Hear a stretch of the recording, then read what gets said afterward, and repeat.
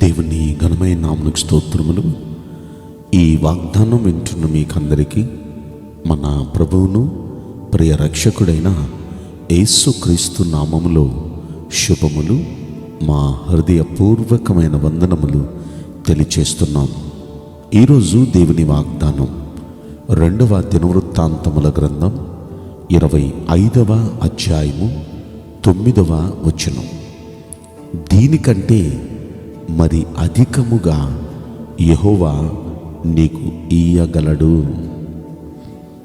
ఈ వాగ్దానం వింటున్న ప్రతి ఒక్క బిడ్డ జీవితంలో నిశ్చయంగా మన మంచి దేవుడు నెరవేర్చునుగాక. ఆమేన్. ఈ వాగ్దానాన్ని మనం పరిశీలిస్తే మన దేవుని గొప్పతనం ఏంటో మనందరికీ తెలుసు. ఇప్పటి వరకు మనం పొందింది వేరు, ఇక మీదట వీటికంటే మరి అధికమైన మేళ్ళు మనం పొందబోతున్నాం. ఇన్నేళ్ళు పొందిన దానికంటే అధికమైన మేళ్ళు పొందబోతున్నాం. కనుక అలా పొందటానికి మనల్ని మనం సిద్ధపరచుకుందాం.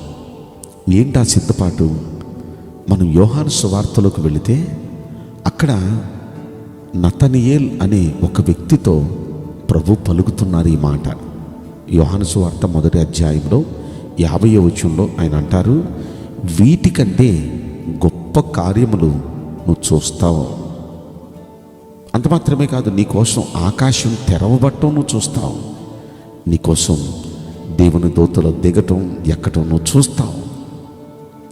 అంటే ఒకసారి మనం ఆలోచిస్తే ఎందుకు నతనయేలుతో ఆ మాట అన్నారు అని మనం పరిశీలిస్తే నతనయేలు మనస్తత్వం ఏంటో 47వ వచనంలో ఆయన చెప్తున్నారండి.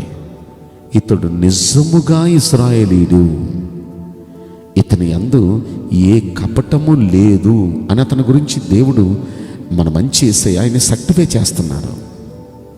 అతనిలో ఉన్న మంచి 2 లక్షణాలు దేవుడిని ఇన్స్పైర్ చేసినాయి.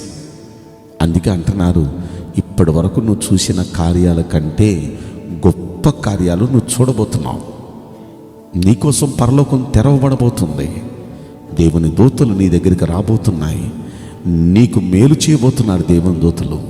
ఎంత బాగుంది ఈ మాట. ఇతరులో దేవుడికి నచ్చిన 2 మంచి లక్షణాలు మనలో ఉంటే మనం కూడా నచ్చుతాంగా. మొదటి లక్షణం, ఇతడు నిజముగా ఇశ్రాయేలీయుడు. దీన్ని మన గురించి చెప్పాలంటే ఇతడు నిజంగా క్రైస్తవుడు. క్రైస్తవుడు అంటే ఇది ఒక కులానికి ఒక జాతికి సంబంధించినడు కాదు. అన్ని కులాల వాళ్ళు, అన్ని జాతుల వాళ్ళు యేసుక్రీస్తును తన రక్షకునిగా అంగీకరించిన ప్రతి వాళ్ళు క్రైస్తవులు. అయితే ఈనాడు క్రైస్తవులు అని పిలువబడుతున్న ఎంతమంది నిజమైన క్రైస్తవులుగా ఉన్నారు? క్రీస్తుకు తగిన వాడే నిజమైన క్రైస్తవుడు. ఈనాడు ఇంత మంచి యేసయ్యను మనం ఆరాధిస్తూ, ఇంత మంచి దేవుడు నా దేవుడు అని చెప్పుకుంటూ, ఆ దేవుని గొప్పతనానికి, ఆ దేవుని మంచితనానికి తగినట్లుగా బ్రతుకుతున్నామా? అనేక మంది గురించి మనం వినే సాక్ష్యం ఏంటంటే, మీ యేసయ్య చాలా మంచివాడండి, మీ యేసయ్య చాలా గొప్పవాడండి, కానీ జనాన్ని చూస్తుంటేనే ఆ యేసయ్య దగ్గరికి రాలేకపోతున్నాం మేము. ఎందుకు అంటే యేసయ్యను నమ్ముకొని యేసయ్య బిడలమని చెప్పుకుంటూ యేసయ్యకు వ్యతిరేకంగా ఆయనకి ఇష్టం లేని పనులు, పాపిష్టి పనులు, దుర్మార్గమైన పనులు వాటిని చేస్తూ పేరుకు మాత్రం యేసయ్య బిడలమని చెప్పుకొని ఆరాధన చేస్తున్న వారిని బట్టి ఎంతగా దేవుని నామం దూషించబడుతుందండి.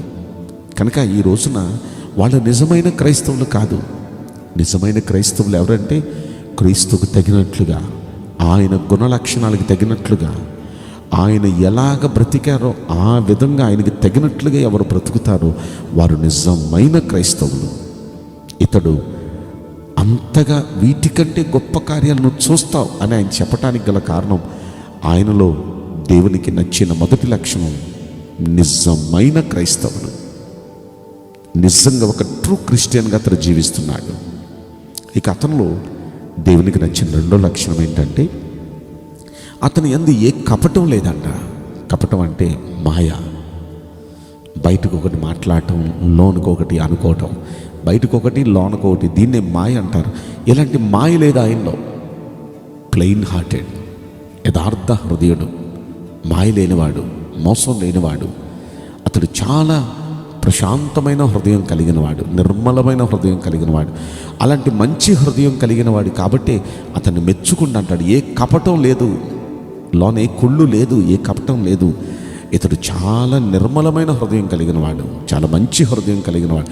అందుకే ఇప్పటికంటే, వీటికంటే, ఇప్పటి వరకు నువ్వు పొందిన దానికంటే గొప్ప ప్రతిఫలం, గొప్ప మేలులు నువ్వు చూస్తావు, గొప్ప దీవెనలు నువ్వు చూస్తావు అని ప్రభు చెప్తున్నారండి. కనుక ఈరోజు వరకు ఈ వాగ్దానం వింటున్న ప్రియ దేవుని బిడ్డలారా, దేవుని వల్ల మీరు చాలా పొంది ఉంటారు, ఎన్నో పొందుంటారు.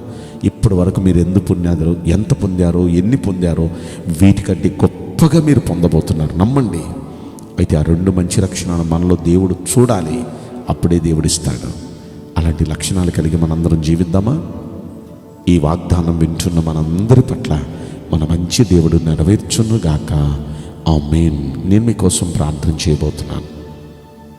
పరిశుద్ధుడా, ప్రేమగల యేసురాజా, మీ పరిశుద్ధ బంగారు పవిత్రమైన నామమునకు నిండు మనసుతో కోట్ల కొలదిగా స్తుతులు, స్తోత్రములు, వందనాలు చెల్లిస్తున్నాం. ఈ వాగ్దానం వింటున్న ప్రియుల జీవితంలో దయచేసి ఈ వాగ్దానం నెరవేర్చి కృప చూపించండి. ఇప్పటి వరకు వారు పొందిన వాటికంటే అత్యధికమైన మేళ్లు మీ ద్వారా పొందినట్లుగా కృప చూపించమని ఈ కొద్ది మనవులు నజరుడైన యేసుక్రీస్తు ప్రశస్తమైన నామములో మిక్కిలి వినయముతో ప్రార్థించి బ్రతిమలాడి వేడుకుంటున్నాం ప్రియ పరలోకపు తండ్రి. ఆమేన్. May God bless you all. Thank you.